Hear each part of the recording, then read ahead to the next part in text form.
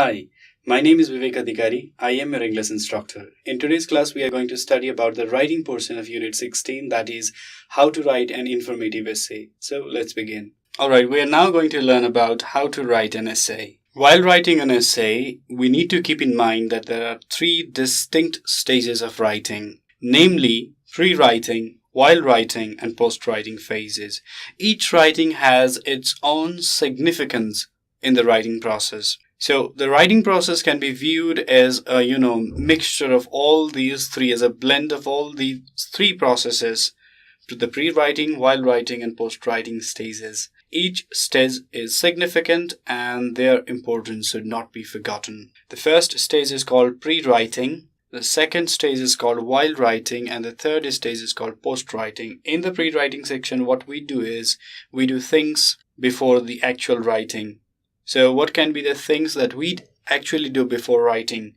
They can be things like brainstorming, which simply means gathering up the ideas. So it is all about mustering up, clustering the ideas and making a kind of mind mapping. So it's more like going to a library or maybe going online, Googling about, going to the Wikipedia and finding out the related information.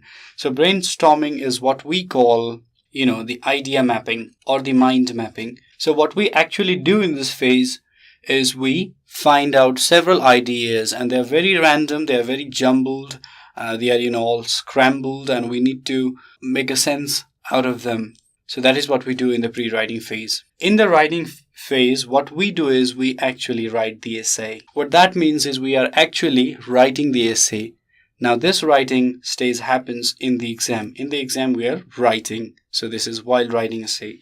And after we are done with the writing stage, we come to another stage of writing which is called post-writing. And in post-writing, what we normally do is we check for errors. What we do is we check for errors. Also, we, edit. Same thing as checking for errors. So we edit and check for errors. Two things that we do. We check for errors.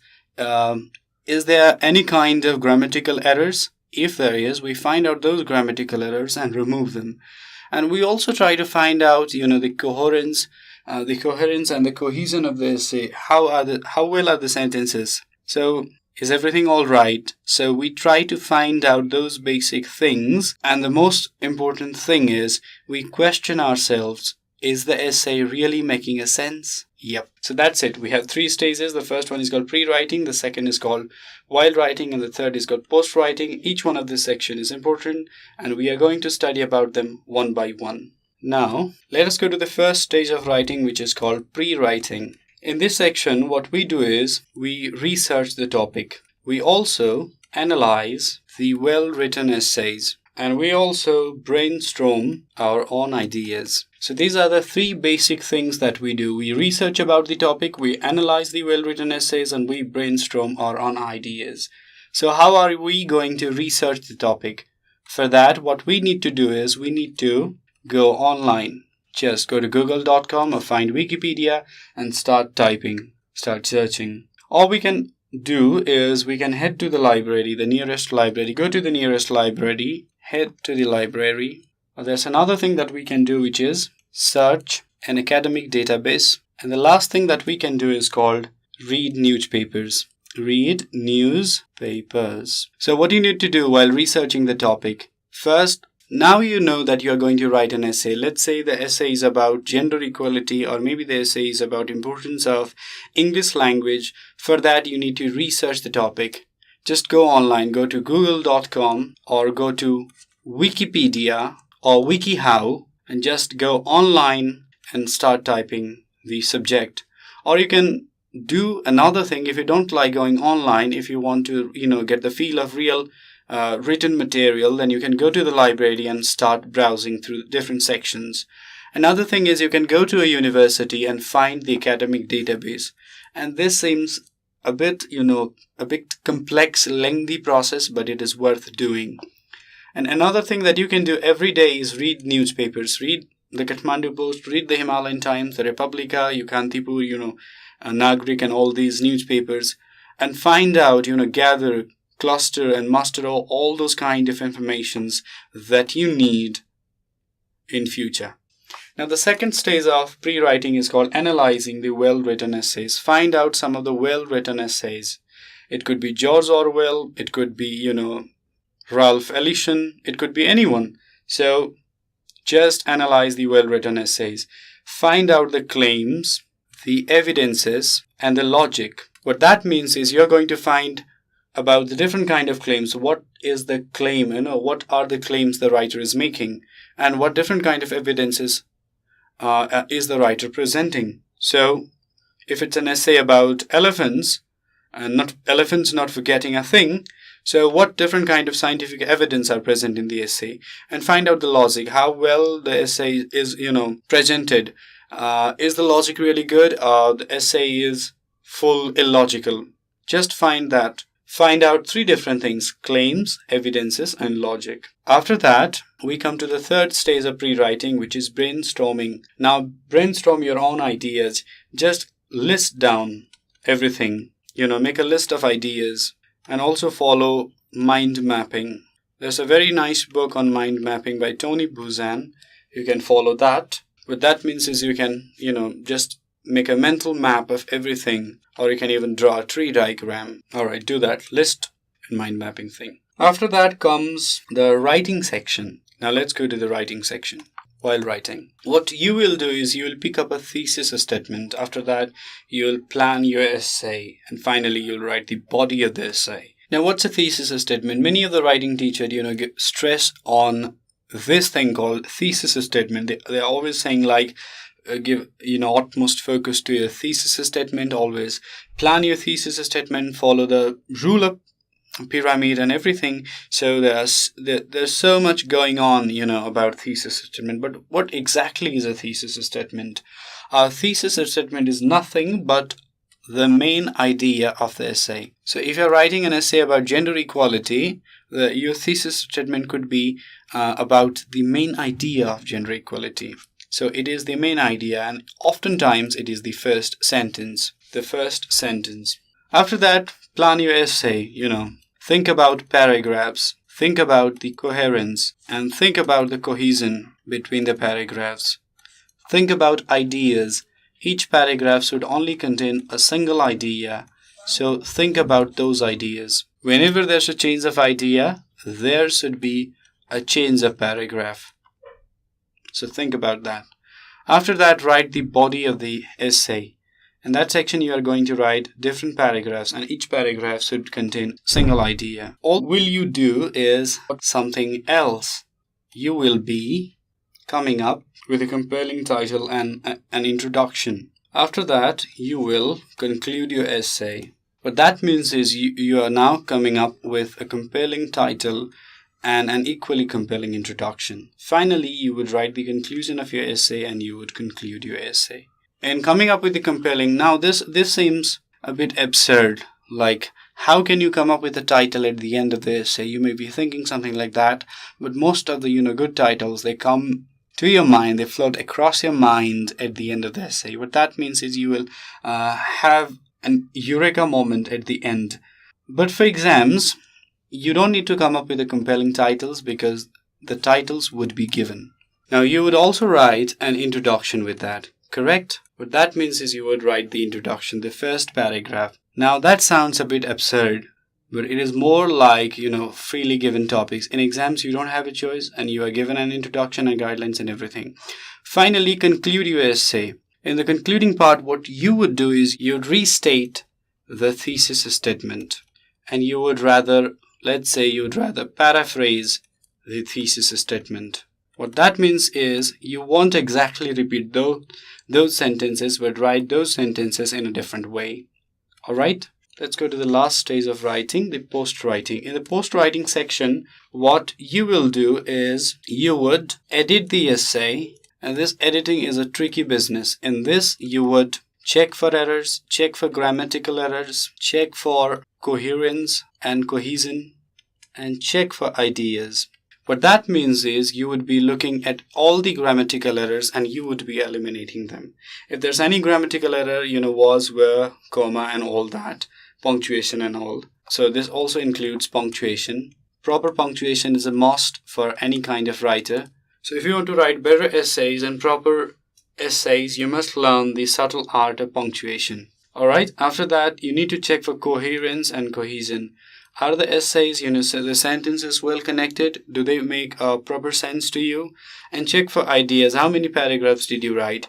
If you wrote 5 paragraphs, there should be 5 main ideas, and inside that there would be sub-ideas. What that means is 5 main ideas, and inside that there would be sub-ideas. Now, are your paragraphs arranged like that? Just check it.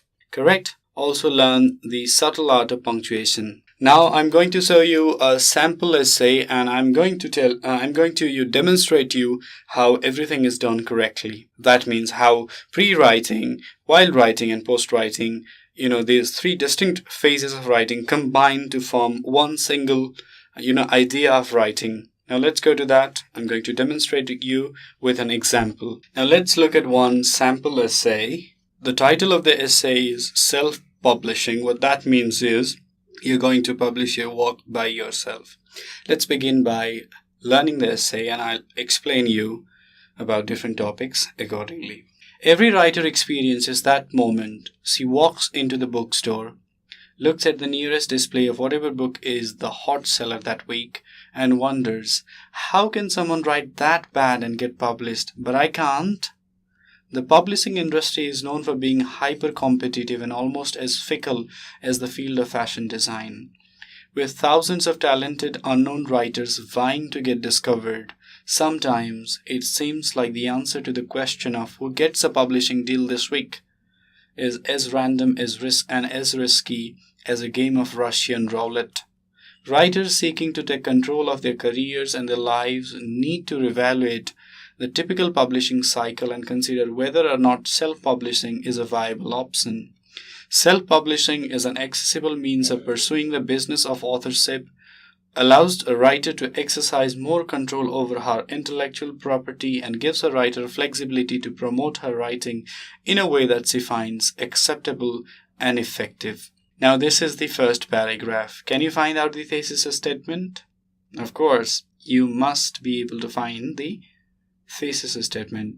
Something like this, self-publishing is an accessible means of the business. So this seems to be the main idea. This seems to be the main idea of the essay, and it is given in the last sentence. So what that means is the thesis statement.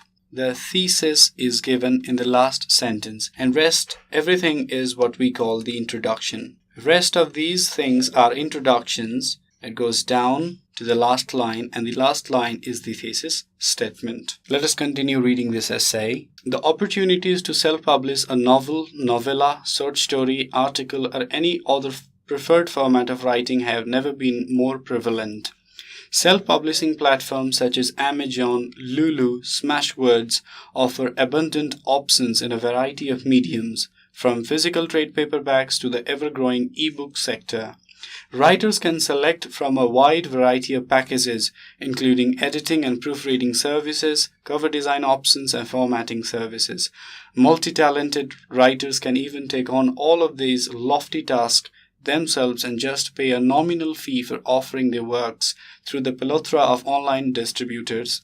With big online retailers such as Amazon investing significant resources into offering self-publishing tools for budding authors, writers with a finished manuscript can find plenty of opportunities to create and stage their final products. Now, what is the thesis statement? Again, the last seems to be like the thesis statement. Rest seems like the idea. Did you notice that one paragraph contains one idea? One idea in a paragraph. So you have to keep that in mind, and also see how sentences are well connected and linked to each other. You should try to write something, something as good as this one. Naysayers claim that those who self-publish should be aware releasing a book that hasn't received the blessing of big publishing houses, because once something is published, it can never be unpublished. The collective response from those familiar with intellectual property rights has been a resounding, "So what?" Writers who self-publish have a distinct advantage over those who sign contracts. Self-publishers retain the intellectual property rights for their work, which means they can keep their work or sell it wherever they want. Traditionally published authors simply can't. The publishing house gets all of the rights, while the author only remains entitled to future royalties, however stingy. Having control over a copyright can be a powerful bargaining chip, giving self-published authors who prove themselves their choice of publisher if they later decide to go to the traditional route. Now again, this is a very good paragraph. It contains one idea, and those ideas, there are other sub-ideas also, but the main idea is only one. Here we have two ideas.